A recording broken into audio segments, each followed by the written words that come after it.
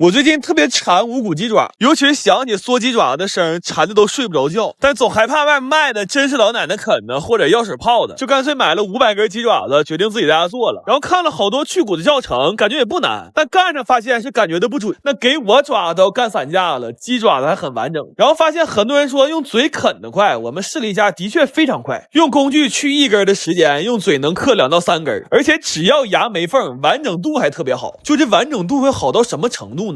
好多他們跟外面買的是一樣的。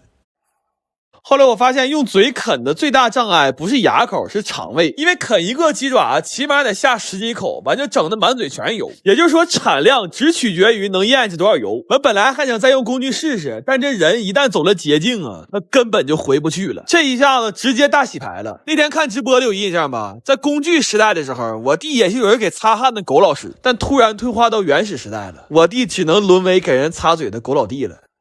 但用嘴啃吧，看不見就那麼地了。問題這是明储量灶啊。後來就決定一人拿個盆，自己啃自己的，正好口味也自己調了。這一宿去骨去的都給我幹麻了。完寻活動活動，正好試試在唯品會新買的衣服。最近他們年終大促，滿地羊毛可薅，搜狗送都賊划算。這雙明星聯名款到手才花幾十，而且尺碼不對還能喊順豐上門換。夏天到了，這 T 恤啊、短褲啊都趕緊點評論區安排上呀。後來試完了，天都亮了，但還有小半鍋雞爪子實在整不動了，就決定給它滷了。就在這一刻，我突然覺得人類的悲歡有那麼一點相通了。這個世界上，只要有人凌晨4點起床出門炸大果，就一定有人凌晨4點沒睡在家炸雞爪子。